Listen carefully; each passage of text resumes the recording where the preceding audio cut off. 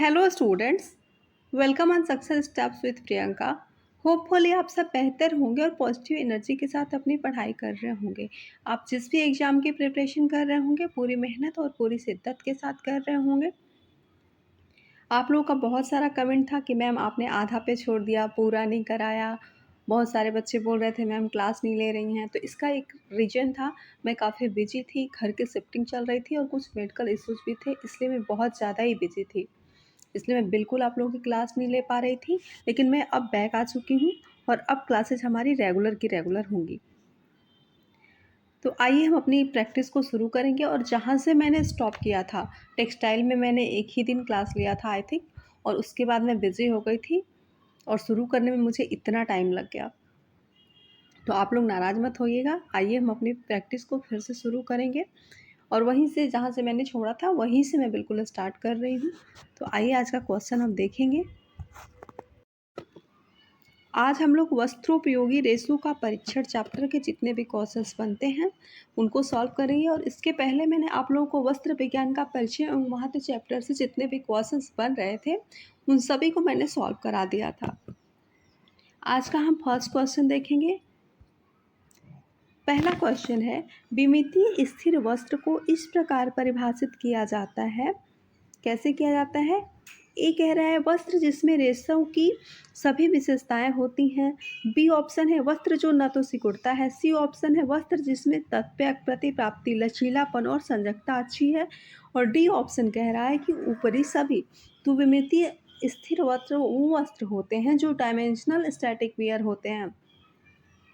तो ऐसे वस्त्र को हम वस्त्र जिसमें तत्व प्रतिप्राप्ति लचीलापन और संजकता अच्छी होती है, यानी कि हम पहने और हमारे बॉडी पे फिट आ जाए, न ज़्यादा टाइट हो न ज़्यादा ढीला हो, ऐसे वस्त्र को हम डायमेंशनल स्टैटिक वियर के रूप में जानते हैं। नेक्स्ट क्वेश्चन को हम देखेंगे। आज का सेकंड क्वेश्चन है, वस्त्र की पहचान का अत्यंत महत्वपूर्ण परीक्षण कौन सा है? विलेयता परीक्षण, विदारण परीक्षण, दहन परीक्षण या डी ऑप्शन कह रहा है माइक्रोस्कोपिक परीक्षण। तो वस्त्र की पहचान का जो सबसे महत्वपूर्ण परीक्षण होता है, जो सबसे इम्पोर्टेंट होता है, वो माइक्रोस्कोपिक टेस्ट होता है, सूक्ष्मदर्शी परीक्षण होता है। और इसमें वस्त्र की पहचान जो है की जाती है कि कैसा है। ये बहुत ही विश्वसनीय होता है और ये रेशों के तथा वस्त्रों के व्यवहारिक पक्ष को समझने में बहुत हेल्प करता है माइक्रोस्कोपिक टेस्ट। नेक्स्ट देखेंगे हम। सबसे कम घर्षण प्रतिरोध रेशा होगा। तो सबसे कम घर्षण रेजिस्टेंट वाला कौन सा फाइबर होगा? निष्प्रम होगा, चारखानेदार सूती कपड़ा होगा, मोटा सूती कपड़ा होगा या सॉटिन होगा। तो सबसे कम रेजिस्टेंट वाला वस्त्र जो होगा आपका थिक कॉटन होगा, मोटा सूती कपड़ा होगा। बहुत सारे बच्चे ये भी पूछ रहे थे कि मैम एग्ज़ाम टीएसडी पीएचडी का कब तक होने की संभावना है? तो देखो अभी तक तो आयोग बना नहीं है। हाँ, उसके बनने की बात चल रही है। विधेयक भी पास हो चुका है। आई थिंक बनने में इस महीने अस्तित्व में आ जाए आयोग। तो अगर ऐसा हो जाता है, इस महीने आयोग आ जाता है अस्तित्व में और उसके अगले महीने सारे सदस्य आ जाते हैं, तो हमारे एग्ज़ाम होने की पॉसिबिलिटी जनवरी में बनती है। और अगर ऐसा नहीं होता है तो देखते हैं क्या होता है। बट फरवरी में तो एग्ज़ाम होने के चांसेस नहीं है, क्योंकि उस समय 10th और 12th के एग्ज़ाम होते रहते हैं, तो उस समय तो चांसेस है नहीं। तो ज़्यादातर चांसेस आपके जनवरी में बनते हैं और आप उन पर प्रिपरेशन को अच्छे बना के रखें, चाहे जब भी एग्ज़ाम हो। आइए नेक्स्ट को हम देखते हैं। रेसे का वह गुण जिसमें रेसों को दबाने के पश्चात छोड़ देने पर वह पुनः अपना पूर्व आयतन प्राप्त कर लेता है, कहलाता है कौन सा?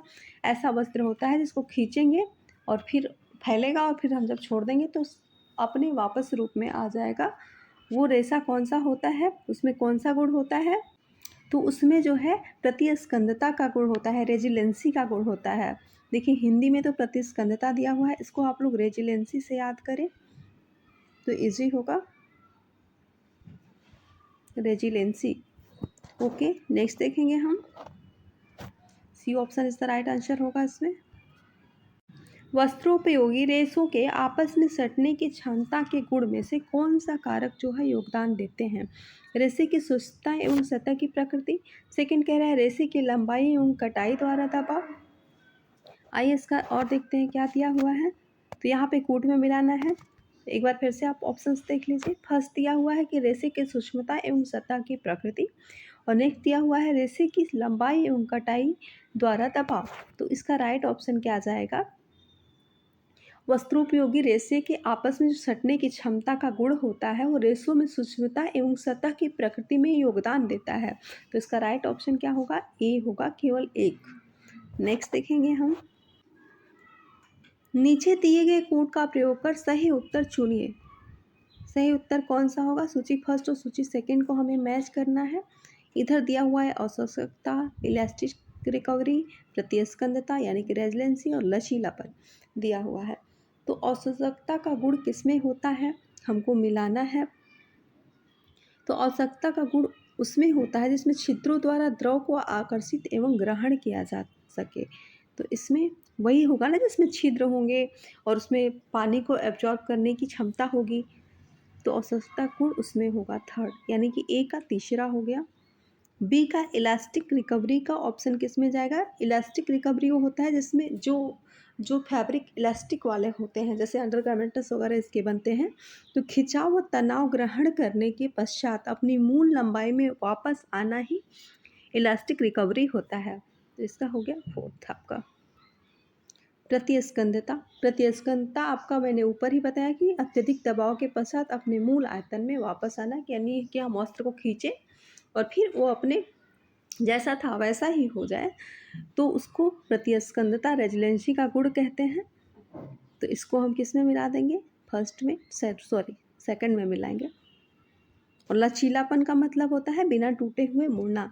लचीले जो वस्त्र होते हैं अगर हम उनको मोड़ेंगे तो मुड़ जाएंगे लेकिन टूटेंगे नहीं।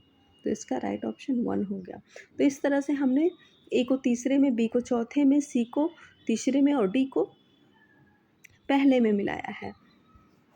गिव मी अ सेकंड, यहाँ पे कुछ गड़बड़ हुआ है। प्रतिस्कंदता को हमने सेकंड में मिलाया है और मैंने यहाँ पे थर्ड लिख दिया है, तो यहाँ पे सेकंड होगा। तो इस तरह से हमने ए को थर्ड में, बी को फोर्थ में, सी को सेकंड में और डी को 1 में मिलाया है। तो हमारा राइट ऑप्शन तीसरा, चौथा, दूसरा और पहला जिसमें होगा वही बनेगा। तो आइए हम दिखाते हैं राइट ऑप्शन आपका। तीसरा, चौथा, दूसरा, पहले की बात आपका फर्स्ट ऑप्शन ही कर रहा है, तो हमारा राइट ऑप्शन ए हो जाएगा। Now the next question is, quilted textile निम्न वस्त्र निर्माण की विधि का उदाहरण है। किल्टेड टेक्सटाइल कौन से वस्त्र निर्माण की विधि है? तो किल्टेड टेक्सटाइल्स आपका अनेक परतों वाला वस्त्र निर्माण की विधि है।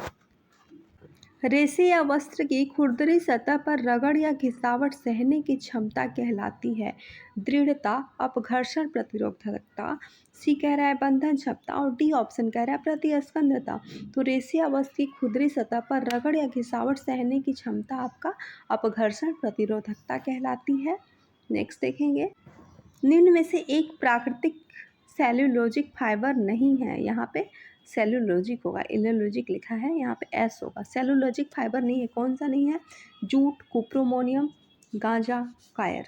तो प्राकृतिक सेल्यूलोजिक फाइबर जो नहीं है उसकी बात कर रहा है। तो इसमें से प्राकृतिक सेल्यूलोजिक फाइबर कौन कौन से है? जूट है, गांजा है, कायर है, लेकिन कुप्रोमोनियम जो है रेयान का प्रकार है और ये एक मैनमेड फाइबर है, इसलिए ये प्राकृतिक सेल्यूलोजिक फाइबर नहीं है। मैनमेड फाइबर है, इसमें सेल्यूलोज होता है बट प्राकृतिक नहीं है, मैनमेड फाइबर है।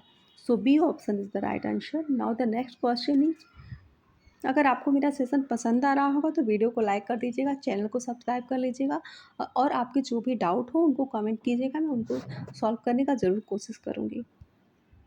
धागे का काउंट उसके किस संख्यात्मक मूल्य को परिभाषित करता है? तो धागे का जो काउंट होता है या उसकी लंबाई को परिभाषित करता है, उत्कृष्टता को, चौड़ाई को, या डी ऑप्शन कह रहा है उपरोक्त सभी। तो धागे का काउंट उसकी उत्कृष्टता को उसकी उत्कृष्टता को बताता है, परिभाषित करता है, प्रभावित नहीं करता है, क्योंकि आपके उत्कृष्ट और कोमल रेशों से ही मुलायम और कोमल वस्त्रों का निर्माण होता है। ये आप सबको पता है। कोमल रेशों से निर्मित वस्त्र देखने में काफ़ी सुंदर, अट्रैक्टिव लगते हैं, साथ ही पहनने में भी कंफर्टेबल होते हैं और अच्छे लगते हैं। परिधान जो कोमल होते हैं उनकी लोकप्रियता काफ़ी बढ़ जाती है। जो भी क्लॉथ होते हैं अगर सॉफ्ट होते हैं तो ज़्यादा पसंद किए जाते हैं लोगों द्वारा। Now the next question is, मानव निर्मित तंतुओं की चमक हटाने के लिए प्रयोग में लाया जाता है। क्या लाया जाता है? Carbon tetrachloride, titanium oxide, C option कह रहा है ट्राइक्लोरोबेंजीन और डी ऑप्शन कह रहा है टाइटेनियम डाइक्लोराइड। तो मानव निर्मित जो तंतु होते हैं उनकी साइन को घटाने के लिए, कम करने के लिए टाइक्लोरोबेंजीन का प्रयोग किया जाता है। आज का लास्ट क्वेश्चन है, सूची फर्स्ट में दिए उपकरणों को सूची सेकंड में दिए गए परिरक्षित गुणधर्मों के साथ सुमेलित कीजिए। यहाँ पे सूची फर्स्ट है और यहाँ पे सूची सेकंड है आपका, इनको मैच करना है। आइए मैच करते हैं। फर्स्ट दिया हुआ है पिग ग्लास, तो पिग ग्लास का संबंध किससे होगा आपका? पिग ग्लास का संबंध होता है तागे की गिनती से, तो सेकंड हो जाएगा। विशेल बैलेंस, विस्ले बैलेंस का संबंध किससे होता है? सीधे तंतु का जो अंक होता है उससे होता है। डेसीमीटर का संबंध आपके कपड़े के निर्माण से होता है और स्पेक्ट्रोमीटर का संबंध कपड़े के रंग और वर्ण से होता है। तो इस तरह से हम लोगों ने मैच किया है, ए को दूसरे में, बी को तीसरे में, सी को चौथे में और डी को पहले में। तो जो हमारा राइट ऑप्शन बन रहा है वो क्या बन रहा है? दूसरा, तीसरा, चौथा और पहला। तो दूसरा, तीसरा, चौथे की बात कौन सा कर रहा है? देखिए ए में तो पहले ही पहला दिया है, यहाँ पे दूसरा दिया हुआ है लेकिन यहाँ चौथा दे दिया है, तो ये भी कट गया। सी ऑप्शन आपका दूसरा, तीसरा, चौथे और पहले की बात कर रहा है, so C option is the right answer. आज के लिए मैंने इतने ही क्वेश्चंस रखे थे। सेशन कैसा लगा आपको ज़रूर बताइएगा। Thank you, bye bye, take care.